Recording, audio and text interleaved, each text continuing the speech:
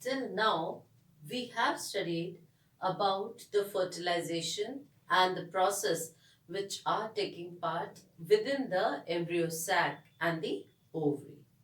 Now, all the events which are being followed after the fertilization are known as post fertilization events. So, here in this video, we'll be trying to understand what are the various events which will be taking place after the fertilization has taken place. Now, fertilization actually involves over here, in the case of flowering plants, two processes. The first process is the syngamy, where one of the male gamete fuses with the egg cell, and this fusion results into the formation of zygote. And the second fusion is known as the triple fusion, which occurs between the two polar nuclei which are present in the embryo sac, and the second male gamete fuses with it to form the diploid primary endosperm nucleus. So these two processes, that is the syngamy and the triple fusion, is known as fertilization, and all the events which will be taking place after the fertilization are known as post-fertilization events. Now, when we recall the structure of the ovary is like this. This is resting on the receptacle or the thalamus. And here we are talking of a ovule which is monocarpellary. So here this is the structure of the ovule I'm drawing. And just to make you recall, these are the integuments. And this is the micropylar end. Here is the embryo sac. And there are three antipodal cells, the two polar nuclei, and over here is the synergid, two synergids, and an egg cell. Now, when we study the process of the transformation, this structure which is present towards the outer side, and over here is the nucellus surrounding the embryo sac. Over here is the nucellus. Now, this ovary, after the fertilization has taken place, the ovary will change into the fruit. So, the ovary will be changing into the fruit. This is the outer layer ovary. The ovule, this is the ovule we are talking of. Anatropous ovule. So this ovule will change into seed after the fertilization has taken place. Here this is a bitegmic ovule because there are two layers of integuments. So these two layers will form the seed coat. So integuments will be forming the seed coat. Now here the fertilization has taken place with this egg cell. So the egg cell, after the fusion with one of the male gamete, will change into zygote.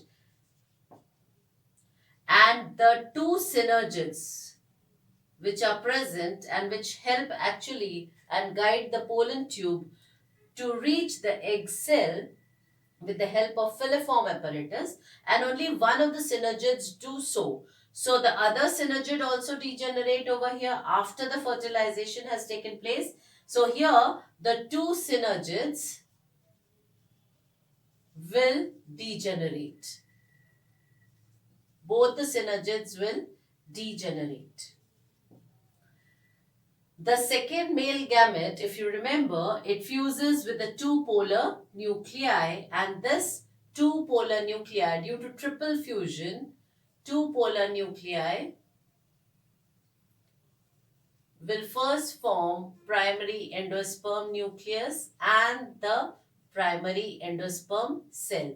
All will be having triploid, all are triploid over here. Zygote is diploid because of the fusion with one egg cell which is haploid and one male gamete which is haploid.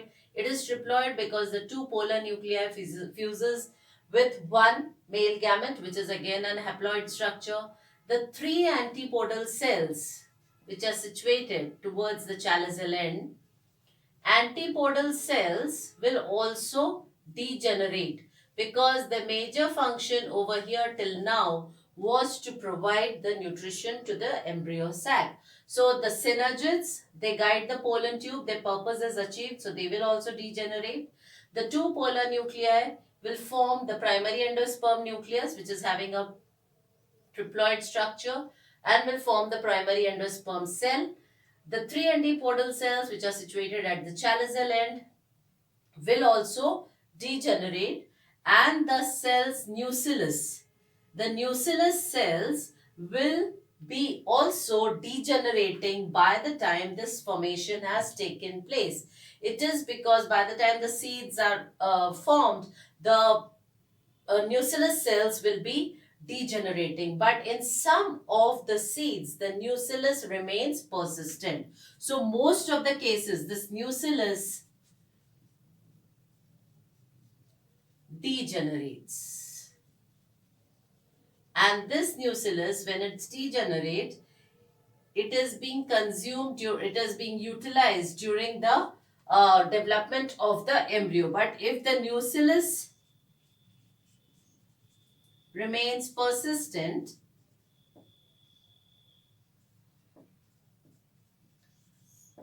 for example in black pepper, that means the complete nucellus is not being utilized, it is still there. So nucellus, if it is persistent in seeds, then that is known as a perispermic seed.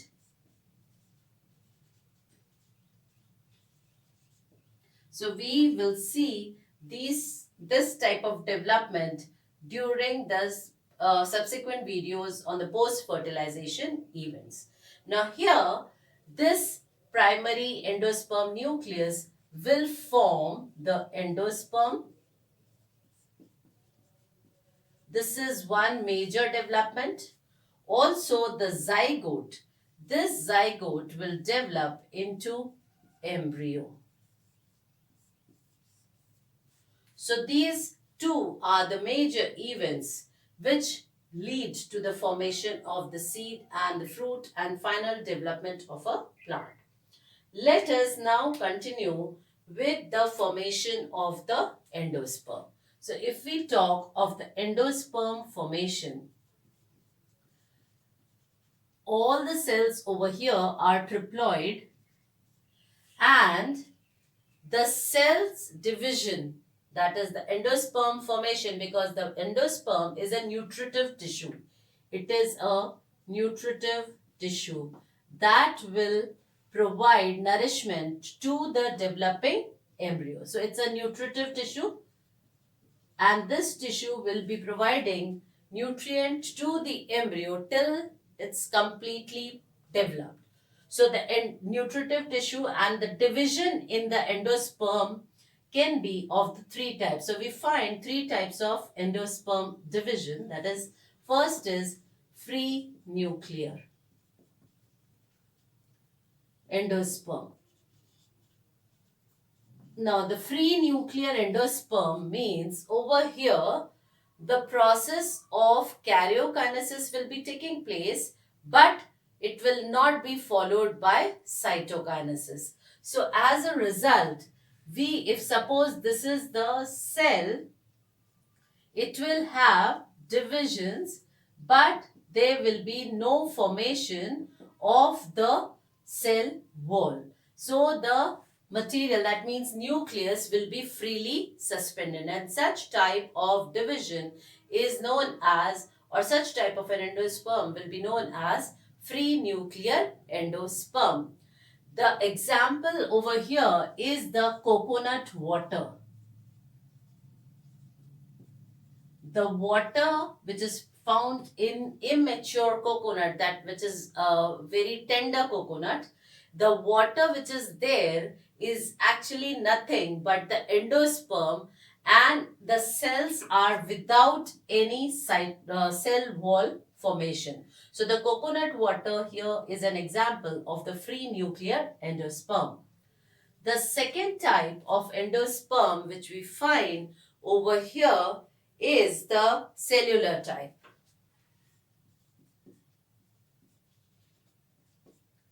Now, in this cellular type, it's a regular division where the cell will have the division into the cell followed by karyokinesis, and it will be soon followed by cytokinesis. So here the cell will be normal division, and this type of cell division is seen in the coconut again, but the white part which we consume, that is the cellular type. So what is happening actually over here? Inside it is the free central and outside it is the